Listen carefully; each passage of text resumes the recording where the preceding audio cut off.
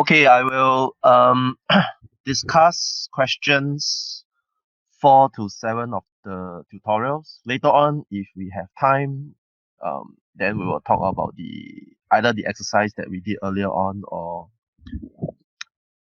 the structure elucidation that you guys did last week. Okay. Okay.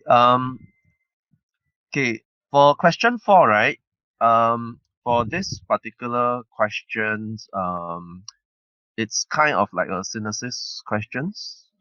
But of course, you are given the intermediates, or you are given the starting material, you are given the final products, and you are supposed to find out what the intermediate is.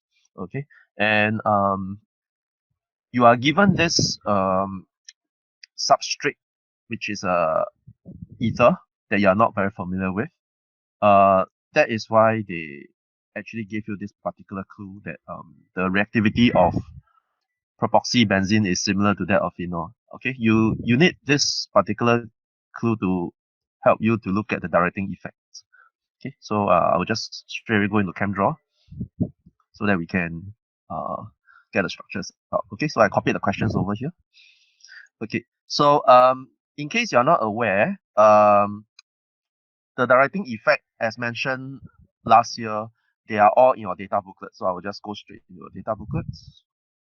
Okay, they are all given here. So it's a little bit of revision for you in case you are not so aware of it.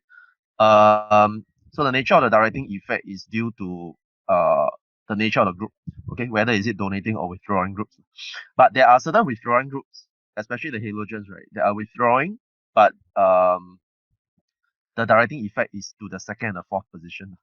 And then the reason is actually given in your lecture notes under the extension section. Okay. Take note that your data booklet does not tell you about the strength of the donating group. Okay, so for example, you are probably aware that LQ groups are weakly donating. Okay, however, groups like OH and NH2, they are strongly donating because the lone pairs of electrons on O and N partially delocalized into the phenol ring. Okay, this information is not provided in the data booklet. So you have to know that from your theory in your lectures. Okay, so please be aware of that. And the nature of deactivating groups, right? Okay, usually halogens are weakly deactivating. And if you scrutinize these deactivating groups, right, you realize they have something in common. These four has the C double bond O. Okay, so there are carbonyl groups. So carbonyl groups are strongly withdrawing. Okay, as you may be aware of.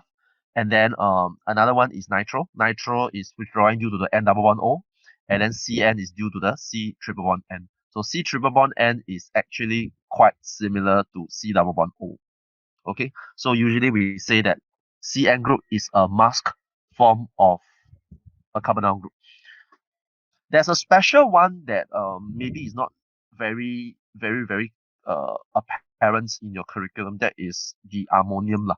You realize that NH2, right, is donating, but ammonium is withdrawing. For a very simple reason. Once the lone pairs of electrons get protonated, it will no longer be able to delocalize into the phenol ring. So eventually, the positive formal charge on nitrogen, right, will result in a overall withdrawing effect. Okay, so please take note of this because this will help you to solve some of the questions later on. I think especially question 7. Okay, so with this in mind, then we'll look at the question. So if you were to take a look at this particular structure, which is R, I'm just going to paste it over.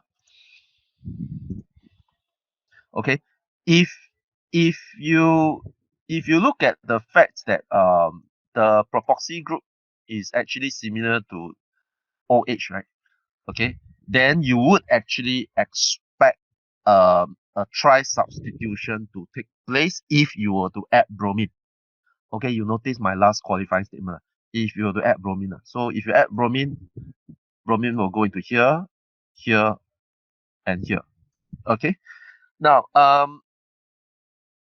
you are probably not aware that actually the bromination does not occur uh at the same time. It's actually stepwise. Okay, so if you look at probability, these three groups, uh, these two groups will have a greater chance because getting the second position in, you have twice greater probability as compared to this lah. But in terms of steric, this is actually further away. Okay, so if you look at a simple prediction, you expect bromination to take place at the fourth position first. Okay, the next question that we usually will ask ourselves is, if the bromination will take place at the fourth position, right, how will the bromine affect the overall substitution pattern later on? Okay, um, well, I mean, that's a valid question, but you are probably aware of what I mentioned earlier on. Um, the bromo group is weakly withdrawing, but the OH or the O-alkoxy group is strongly donating. So normally when it comes to this kind of situation, you would expect uh the strongly donating group to actually dominate. Yeah. And that is why if you subject R to bromination condition, right, you will get the 2,4,6 product quite easily. Okay, so you will actually end up with the 2,4,6 product like this. Okay, without any of the bromine affecting one another's substitution pattern later on. Okay, so this is pretty straightforward, and you have learned this under phenol. Okay, however, the situation is a little bit different here. Okay, so now I will go straight into the question. Okay, just now I wasn't really exactly answering the question directly. So if I were to go straight into the question, right, you realize that they want you to synthesize T from R. Okay, so in that sense, the first thing to look at is what is the substituent pattern of T of the two additional substituent with respect to the O-alkoxy group. So in that case, they are actually second and fourth position. And from earlier examples and even from the chapter on aromatic chemistry, right, you realize that you cannot introduce NH2. You can only introduce NO2. So only nitration works. Okay, so if only nitration works, so our next consideration would then be how will the nitration take place? Okay, so I think without actually much consideration and from what you heard earlier on, you probably expect the first nitration to take place at the fourth position, like this. Okay, now when this happens, right, something interesting, there's some interesting changes to the system. Okay, so the interesting change would be if I have a nitration taking place at the fourth position, the next question to ask ourselves is, right, will the next nitration take place easily? Okay, so well, as I mentioned earlier on, right, NO2 is a strongly withdrawing group, O-alkoxy is a strongly donating group. So it's kind of like you have a system where you have the two groups coming in together, right, and then they kind of neutralize, inverted comma, neutralize each other's effect. So in that case, your benzene ring or your phenol ring is back to square one. Okay, it's as though this compound is like a benzene ring, but of course, that is inverted comma, just a very loose way of simplifying things. Because at this stage, you don't know whether O-alkoxy's donating effect is maybe slightly stronger or slightly weaker than the withdrawing effect of NO2, but that is not important. And you can actually study that. Okay, you can actually go through a study on that. But again, this is a H2 kind of question for assessment's sake. I mean, there isn't a need to go a lot into details. Okay, but at least you know what I'm trying to say when I say that each other kind of, like I withdraw, you donate. So the overall electron density of the phenol ring is now reduced pretty drastically. Okay, not as much as before. So in that case, can the second nitration take place? So my answer to you would be definitely yes. Because of course the question is, can you nitrate a benzene ring? You can give me a very simple answer. Obviously you can nitrate and benzene ring, right? Use corn sulfuric acid, corn nitric acid. So yes, after the first nitration take place, the second one can take place as well. Okay, I wouldn't foresee as a big issue, and that is why this question is sort of valid. Okay, because the next question that you might ask yourself is, can I have the third nitration here? So obviously no. Okay, very difficult lah. It's not no lah. It's very difficult. You need special condition. The third nitration will be extremely difficult because I have two withdrawing group versus one strongly donating group. The overall electron density of the phenol ring is reduced drastically. So if I want the third nitration to take place, I need very drastic condition. Okay, so in that case, I think you can very easily, or you should kind of be convinced. I hope that your S, the structure of S, okay, is the one in blue. Okay, so I'm going to put it in. Okay, so I hope that this is okay. Okay, and as I mentioned earlier on, if you have a O-alkoxy nitration is simply dilute nitric acid, I think you can easily get that condition. But now, are you aware that you need a second nitration to go in? Okay, so if you need a second nitration to take place, then my suggestion is just use the condition that you are familiar with, corn H2SO4, corn nitric acid, and then heat under reflux. Okay, you probably do not need to be worried about whether you're going to get a third nitration. Okay, because the truth is extremely difficult under thermal conditions. Okay, you also don't need to worry whether it will stop at 1, because I think I've explained to you earlier on. If you want to stop at 1, you don't use this condition.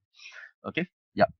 Now, the difficulty about this question and the controversy about this question back in 2008 or 2009, when it was first set in Cambridge exam, is how do you do the reduction of NO2?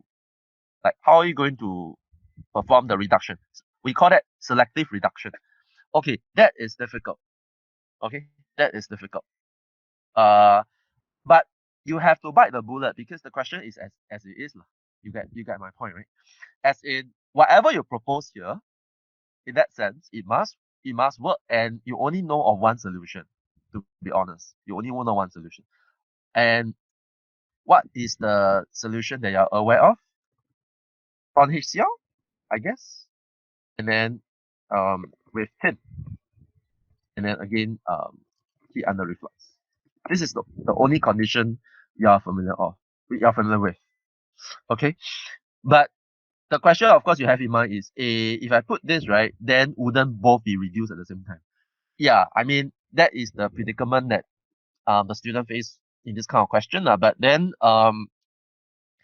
there are a lot of issues behind the nature of this question. And of course, in the actual synthesis, tin in corn HCl isn't used entirely. They use something else.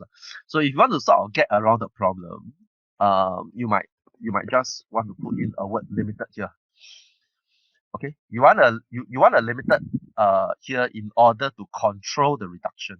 Okay, but of course, to tell you the truth, this is not the real condition that works. But we are just suggesting this because with all due respect, and you are not within what Cambridge requires you to know, and within what you know, right? This is the only thing you can give, at least at this stage. Okay, but not to forget, after you do the reduction, what happens to your NH2? It's actually protonated, right? Yeah, so you probably need cold sodium hydroxide. Yeah, and this is a workup step. Okay, so I just put in the workup. You don't have to put in the work. I say you don't need to put in the bracket workup. I just put that in just to remind you guys that this is actually a workup step. Okay, so this is the condition you use to reduce S to T. Okay, and some students in the past, some of the seniors in the past actually asked me why is it a sort of like a selective reduction at the second position? Well, I mean, a very simple answer I can give would be because of the tin, right? It's actually acts as a Lewis acid. So when the tin acts as a Lewis acid, right, it's able to coordinate between this lone pair in the O and the SN, and therefore deliver the H, okay, to the relevant position at the second position. Of course, it works here as well, okay, but the conversion of this is expected to be a bit faster.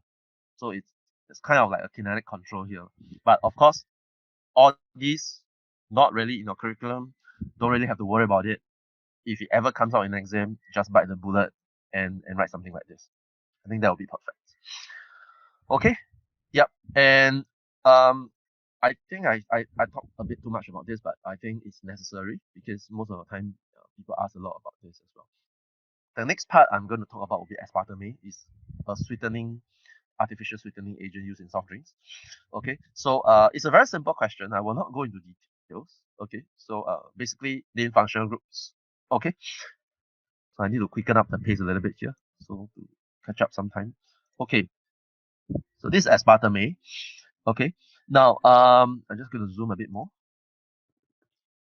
Okay, I'm sure you can easily tell me what are the functional group besides the phenol ring. What do you uh what do you have here? Ester, right? COO. So this ester. Okay. What do you have here? CONH. So this is a amide. Okay. What do you have here? Remember, two function group, you need to tell me primary or secondary or tertiary. So this is one of them. So this is a primary amine. Okay. And then the final one here will be a carboxylic acid.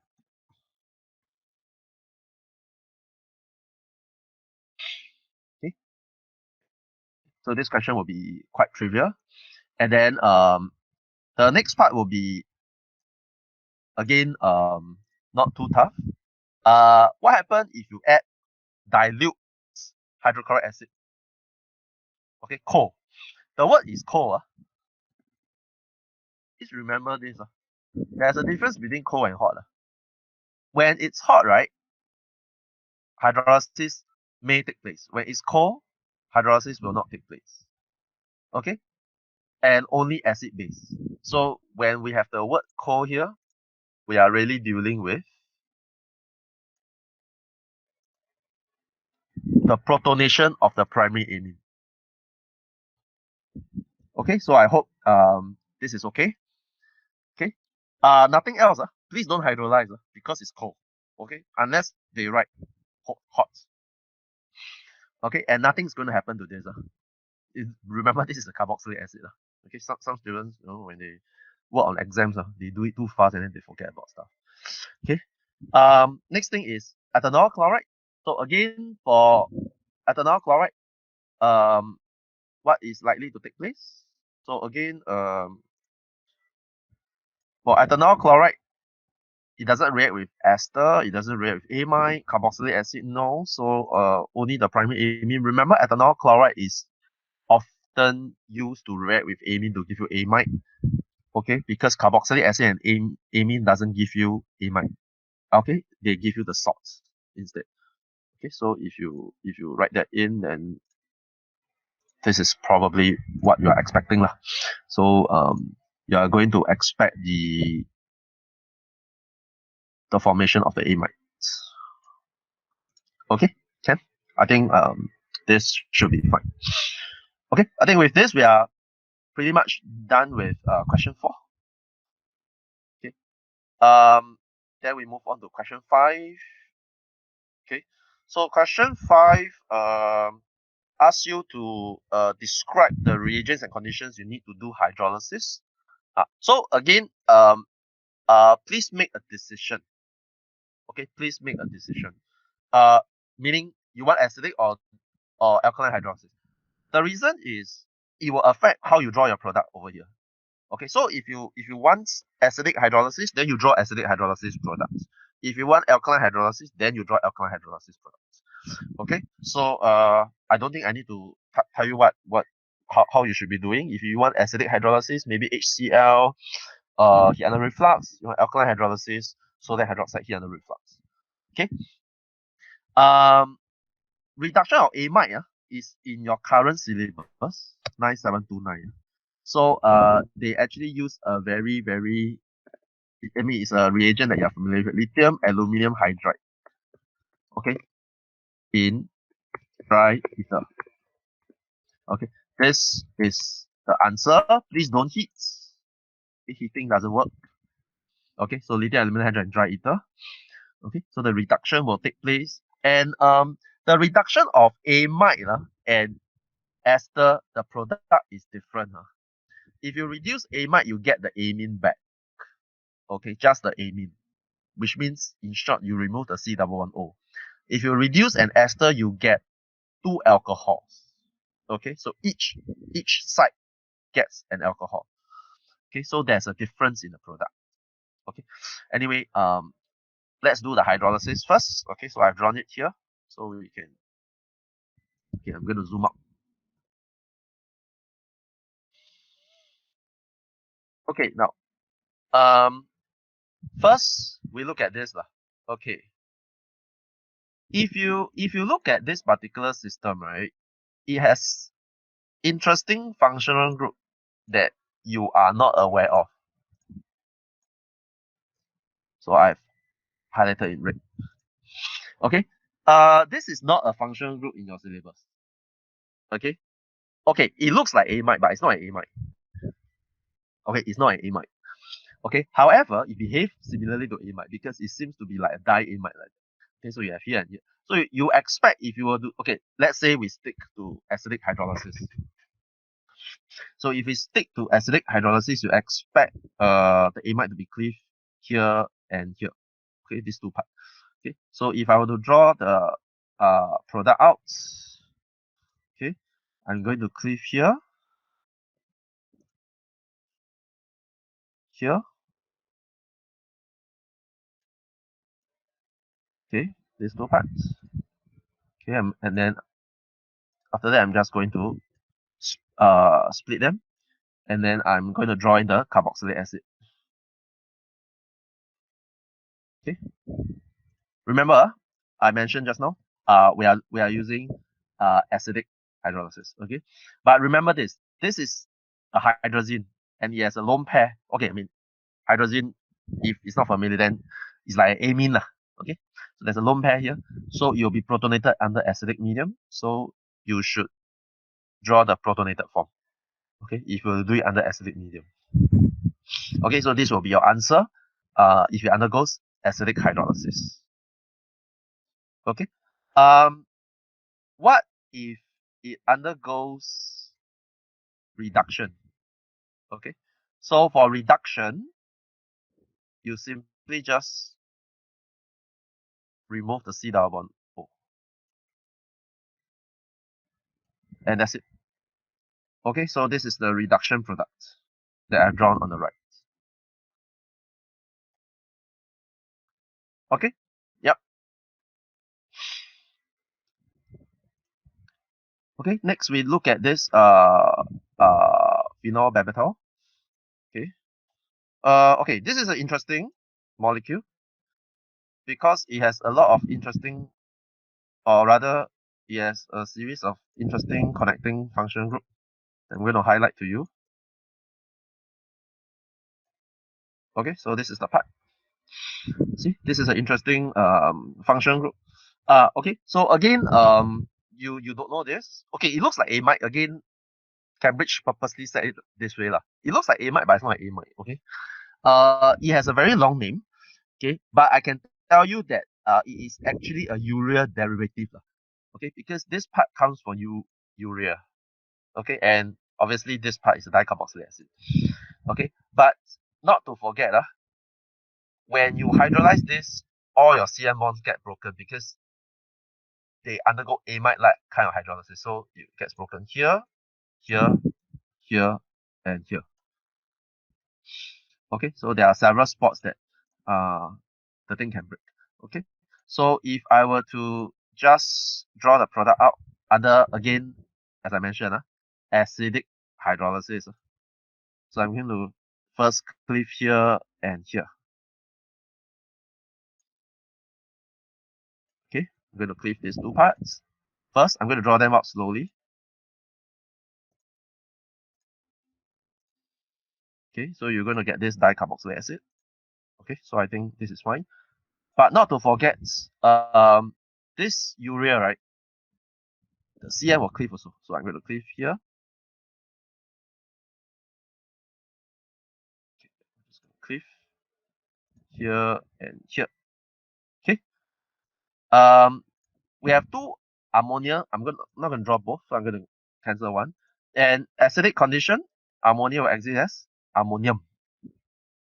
And then obviously this is not going to be naked like this. So this should exist as CO2.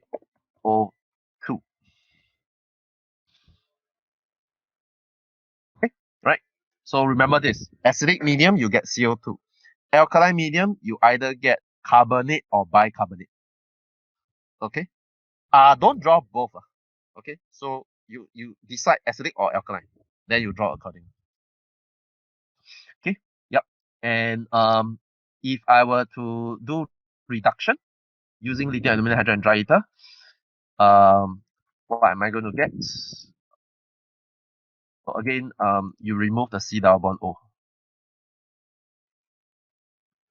Okay, so this is the product that you're going to get.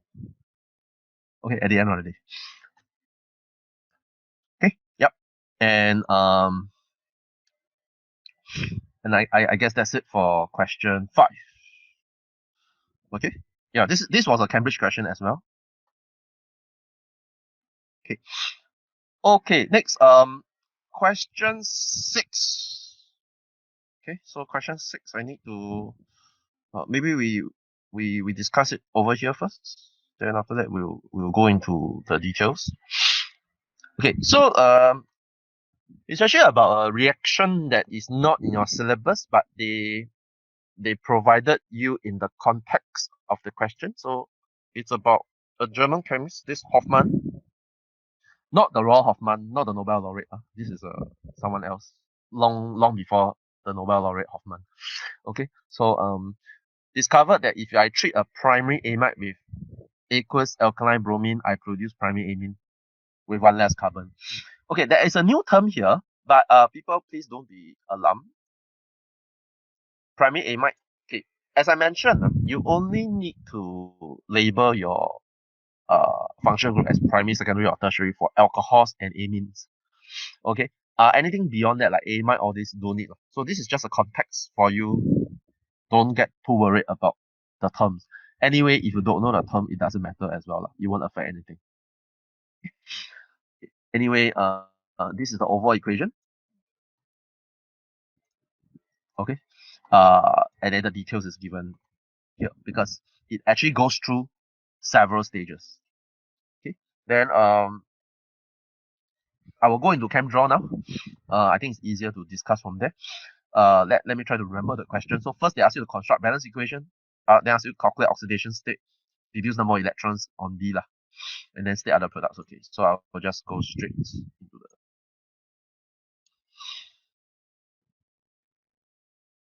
Okay,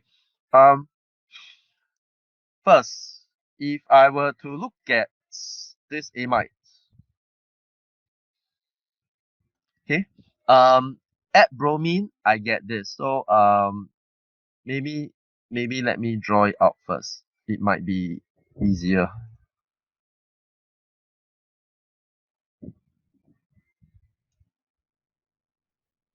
Okay, yep. The drawing takes a bit of time.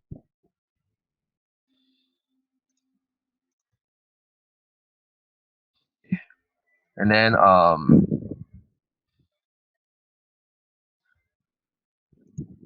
gonna draw A out. A is essentially you're replacing one of the H with BR. Okay, now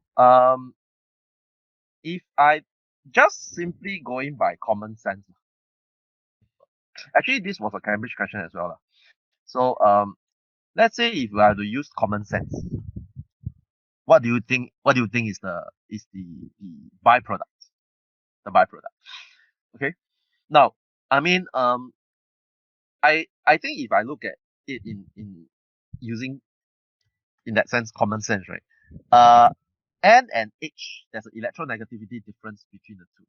Okay, I think you have agree with me on that lah. So if there's an electronegativity difference between the two, right, your H is likely as a byproduct, right, to be lost as something with a positive oxidation state. Okay, and then the other Br, if it were to be bonded to the H, right, if lah, then it has to take on the opposite oxidation state that is negative. So the most likely answer that you can give here will be HBr. If you were to agree with me on that lah. Yeah.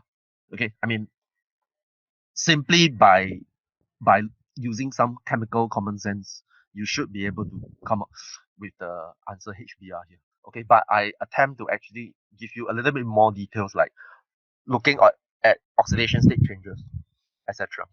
And this is actually followed by a question later that they ask you what is the oxidation state of the bromine in A. Most of the students will give the answer as -1 because like bromine halogen always minus, right? But if you heard me just now, right, it is not likely to be minus, it's likely to be +1, right? Just by a very simple reasoning lah, that bromine is less electronegative than nitrogen. So again, if you assume a perfect ionic model, where the shared electron pair goes to the more electronegative element, you realize that bromine will only have 6 electrons around it. That is its 3 lone pairs, and therefore it will have 1 less electron as compared to when it is in the native states, which is 7. So it has an oxidation state of +1. Okay, so I hope this does help you to to go through. I mean, to go beyond the fact that bromine or halogen must always be -1. It really depends on the partner. The next part is more interesting. They ask you for the number of electrons around B, right? Let me see. Is it deduce number? Yes, deduce number of electrons around B. Okay, so to answer this question simply, right, I need to draw the dot and cross. Not that I love to, but I think it does help in problem solving lah. Okay, so when I draw the dot and cross, I'm definitely not going to draw the full dot and cross. Okay, it's just going to be a partial one where you get what might be what you need to observe lah. Okay, so I'm just going to draw it like this, and then to ensure that it has 2 more. Okay, and then I need to put in the crosses.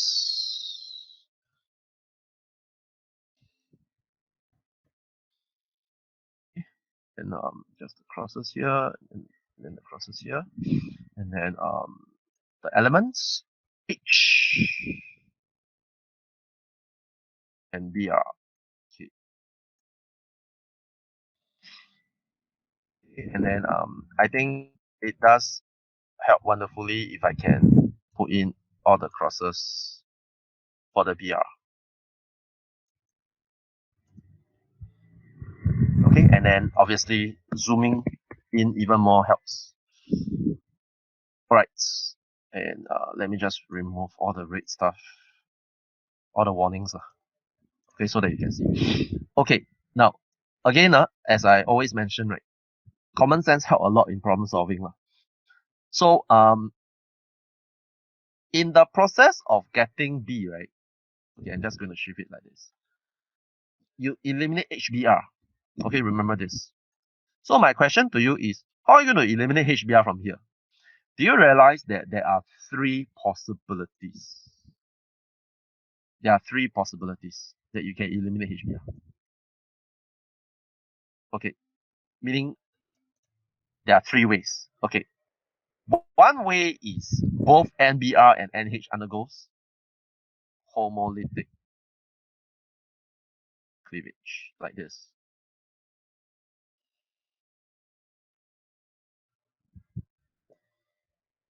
Okay.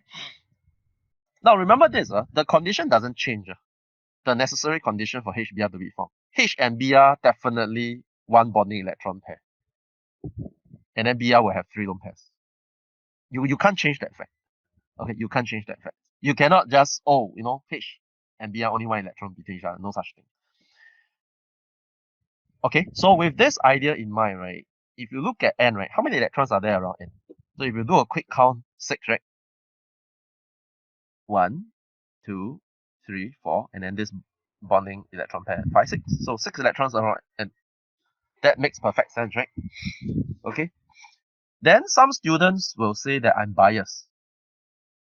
Say, oh, because I like homolytic cleavage, so I'm biased. Actually, if you realize, it doesn't matter what I like. Okay?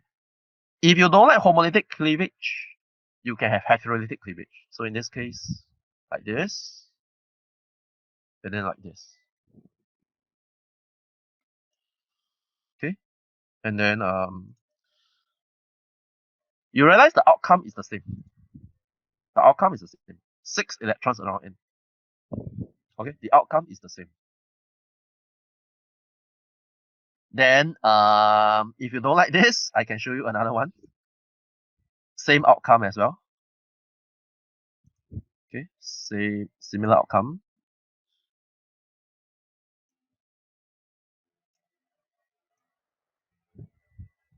Okay, so like this, like this, like this, like this. Okay,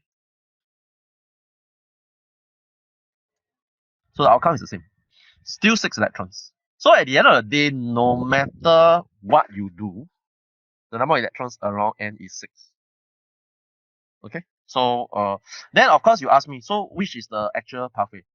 As I said always, right, it's not important because you're not given any data to deduce the actual pathway. You are only given the data to ask you to suggest and make some prediction based on the information given. And these are important skills lah. So in that case, yes, 6 electrons around. And okay, gonna zoom out. Okay. Then the next part is they ask you for the, let me see, suggest the other product of stage 4 and hence construct a balanced equation. Okay, now zoom in a little bit. Stage 4. Okay, this interesting functional group, right, is called isocyanate. In case I Google this, okay, isocyanate.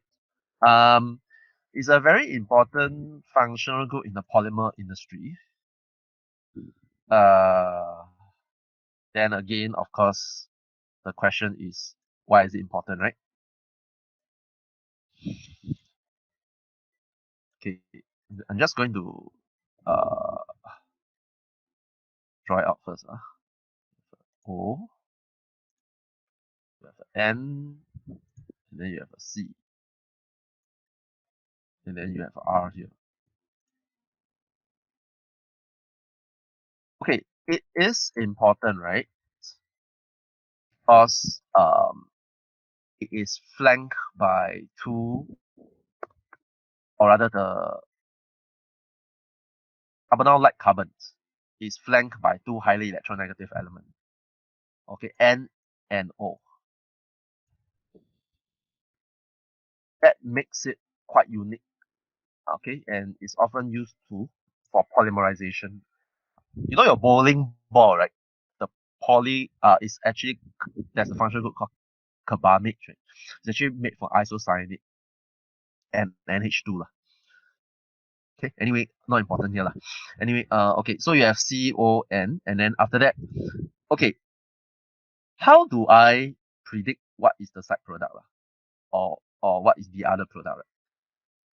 Right? Again, we can simply make use of our chemistry knowledge. Okay, don't really need very profound chemistry knowledge here. Again, the idea is enough for me to do some prediction. Now, if I have a hydroxide, which is a nucleophile, and I have a NCO, and I tell you that the carbonyl-carbon is electron deficient, right? The first thing that comes to your mind must be your carbonyl-carbon will undergo nucleophilic attack, right?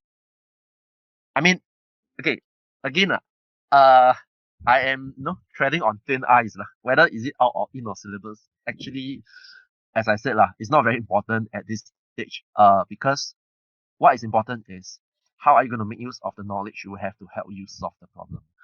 Okay, so with this little idea in mind and with some ideas that you are able to do nucleophilic addition like mechanism, you can do something like this, right?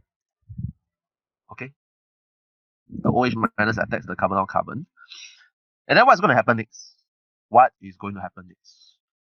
Will the pi bond break towards the N or break towards the O? Of course, then go back to your basics. Is O more electronegative or N more electronegative? So, of course, the answer is O is more electronegative.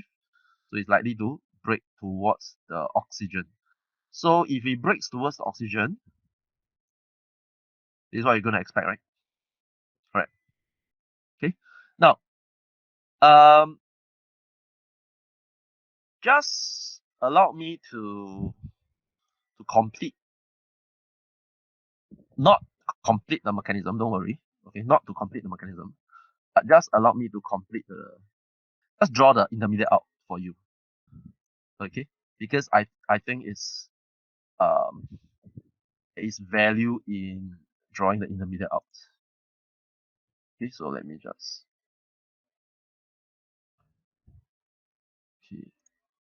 okay. I think I'm missing something. Never mind. Let me just put the stuff in first. So OH here, O minus. Okay, O minus. Okay, and then there's an N here. Oh, okay. So I know what I'm missing. Yeah. Sometimes the software is quite limited. Okay.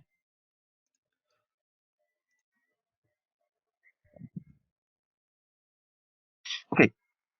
Now, this is likely to be your intermediate. I mean, not say likely, like it is like the intermediate, right? Okay, so this is the intermediate, right? Okay, I'm not going to continue to draw the mechanism, but those of you doing H3, right, I think you should continue to see if you can get this, because it's, it's the kind of hydrolysis reaction that is quite commonly asked anyway. Okay, but for the rest of you, right, do you realize it doesn't matter whether you can draw the mechanism or not, because at the end of the day, you can make some meaningful prediction. Now, okay, I'm just going. Do you realize that this part, right, resembles this? Okay, resembles the RNH2. Okay, so there isn't a need for you to draw the mechanism, because at the end of the day, all you need to do is just to say, somehow, if I continue to draw, I will be able to get this, and therefore, are you able to make the intelligent guess that at the end of the day, this portion, right, is the byproduct? So what does this look like?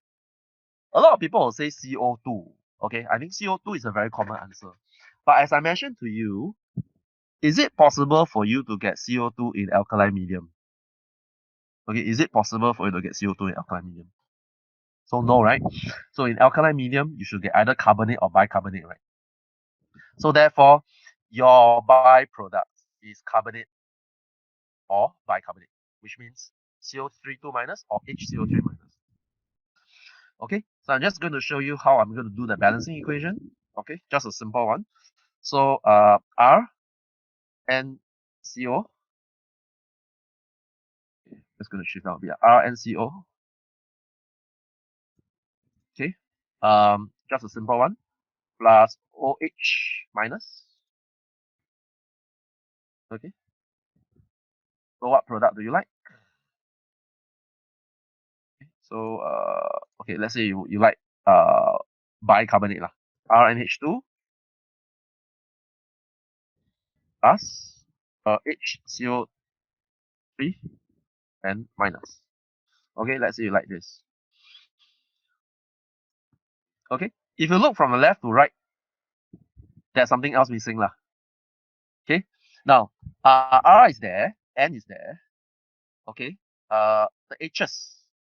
On the right, you have 3H. On the left, you have 1H. So 2 H's missing.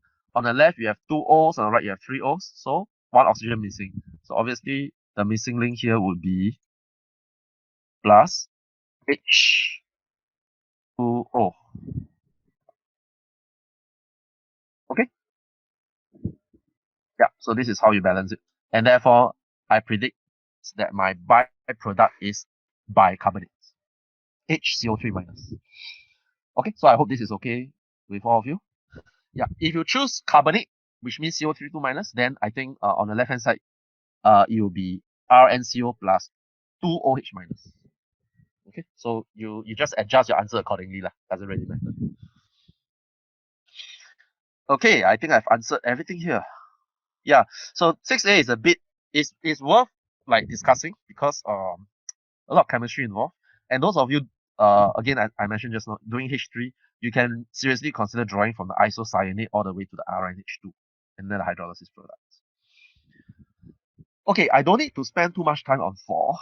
Again, as I said, I mean 4 is something that you guys are pretty good at as well. It's a one that you fill in reagents and conditions. Okay, so they said Hoffman reaction is used in the last step. Okay, and then suggest reagents from on 5, 6, 7, 8, and then structures C and D. Okay, so let me just go to the structures here. Oh, I need to zoom out. If not, it's too big.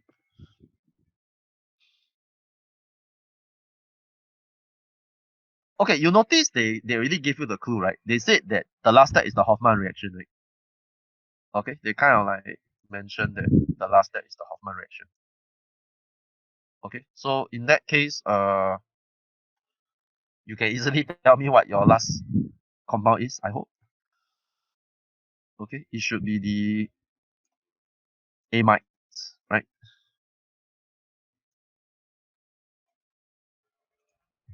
So I'm going to draw the amides. Okay, so your D is actually amides. And then how do you go from the acyl chloride to the amide? I think it's quite trivial. You just need ammonia. So I hope anything that's trivial, like I don't think I need to go a lot into details okay, because you can copy it from the notes. Okay, so we settled this part. And then I think to go from here to here, it wouldn't be too difficult as well because for 5, right, it undergoes bromination, and because I have an electron donating group, right, therefore my bromination, right, I don't need it to be in harsh condition. So basically just Br 2 and Fe Br3. Okay. Room temperature will do, so no need to heat. Okay, because you have a donating group here. And then the next step, in order to you can see that the Br remains. So in order for you to get the acyl chloride here, your C therefore must be the carboxylic acid. Okay, so that's where you draw in your carboxylic acid. Okay, so if your C is the carboxylic acid, then of course your condition for 6 would be KMnO4.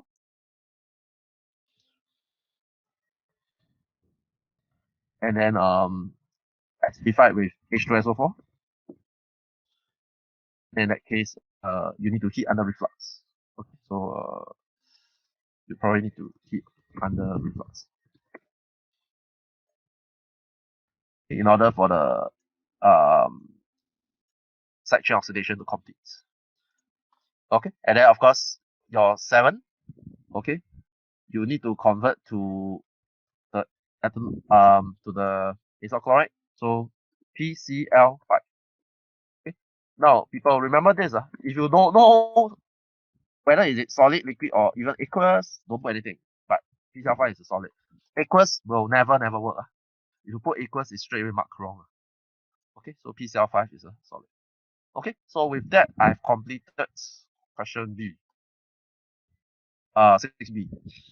Okay, which I think we can accelerate 6B lah. Not really tough. Okay, next I'm going to go on to question 7, right? So question 7 actually just asks you, it's actually acid-base equilibrium extended lah. Okay, so basically they tell you that there are 3 pK associated with glutamic acids. Okay, so let me just go into glutamic acids here.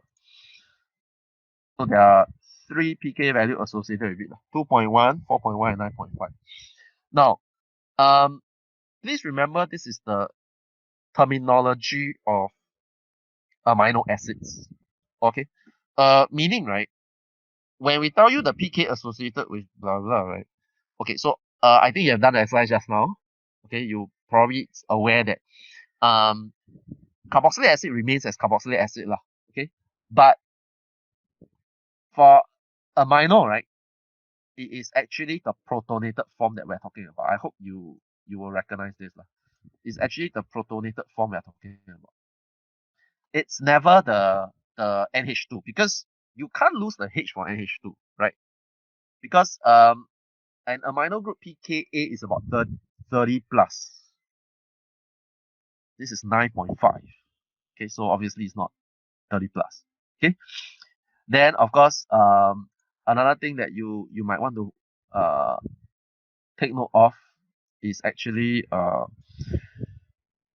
which is the stronger acid. So obviously carboxylic acid is a stronger acid than ammonium, because for carboxylic acid the conjugate base, the negative charge on the carboxylate is resonance stabilized, right? It's delocalized into the C double bond O, or rather into the carbonyl oxygen. But for the ammonium, the positive charge is not stabilized by resonance. Okay, once you lose the H, the lone pairs of electrons is there, naked, okay, readily available to accept another proton. So again, when you compare the two, obviously carboxylate is a more stable conjugate base as compared to an amine. So if you look at the pKa's, right, I will definitely put the highest pKa, or rather I will probably associate the highest pKa to ammonium. What about the other two? Okay, so the other two needs an interesting discussion. So what's the interesting discussion we're going to have? A very short one would be just to compare the stability of conjugate base. Okay, so suppose this is the conjugate base and this is the conjugate base. So my question to you is, which is more stable, the top one or the bottom one? And if you remember what I mentioned to you here, okay, ammonium group when protonate, ammonia group when, amines when protonated is electron withdrawing.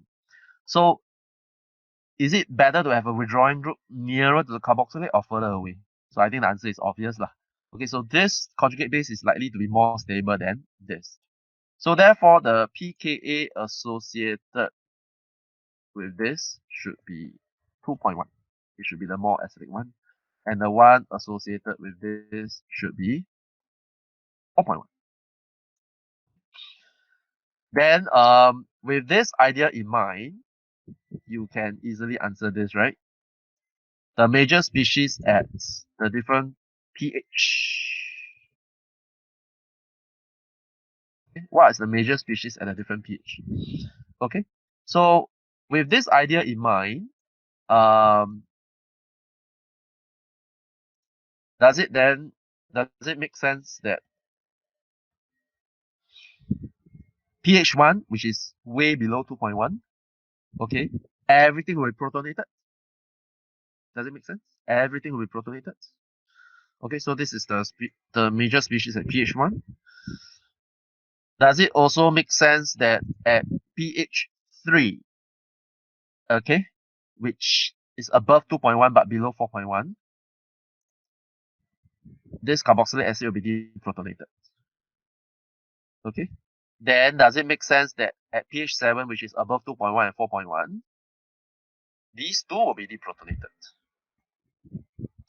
And then does it make final sense that at pH 11, which is again way above 9.5, everything will be deprotonated? Okay. Then, of course, if you recall me asking you all before, if I ask you for the major species at pH 2.1, will you be able to tell me that both of these are the major species at 2.1 because you have half of this and half of this? That is an important idea that you need to be aware of. Okay? Can? Yeah, but normally people won't ask you that. They'll just ask you something way above or way below. Okay? I'm going to use the final 1 minute to write the final equation for the Zwitter ionic form. And then how does it react with acid and alkaline when added separately? Okay, so first you need to identify the Zwitter ionic form. So the total charge of this is +1. The total charge of this is 0. The total charge of this is -1. The total charge of the one on the rightmost is -2. Okay, so the Zwitter ionic form is this. Okay, so this is a Zwitter ionic form. Okay, I'm going to add H plus, and then I'm going to add OH minus. Okay, so I hope it's quite trivial from here. Okay, when I add H plus, I will get back the carboxylic acid. Okay, when I add OH minus, the other carboxylic acid will be deprotonated. Okay, right? So I have answered the question on how to actually what equations to write, and I just have one last final thing to mention. For those of you with problem getting the form, right, the forms at the major pHs, right, you can actually use the Henderson-Hasselbalch equation. pH equals to pKa, okay, plus log concentration of A minus, the conjugate base, over the concentration of HA. Okay, you try to use this form. It does help. So basically, if you know your pKa of the strongest acid is 2.1, that will be 2.1. The pH you want is 1. And then after, if you take the ratio, right, you realize that at pH 1, right, this is actually the highest number, the higher number, because the ratio is greater than, or is less than 1, or between 0 to 1, sorry. Yeah. Then at pH 3, you realize that you get more of the conjugate base. Okay, because if the pK is 2.1 and pH is 3, you will get 10 to the power of 0.3, which is a number greater than 1. And if it's a number greater than 1, that means the A minus has a greater number as compared to the HA. Okay, so I think you can leverage on this equation. But as I mentioned, you don't really need to go into that kind of details because you can simply just look at the numbers. Okay, with this, I'm done.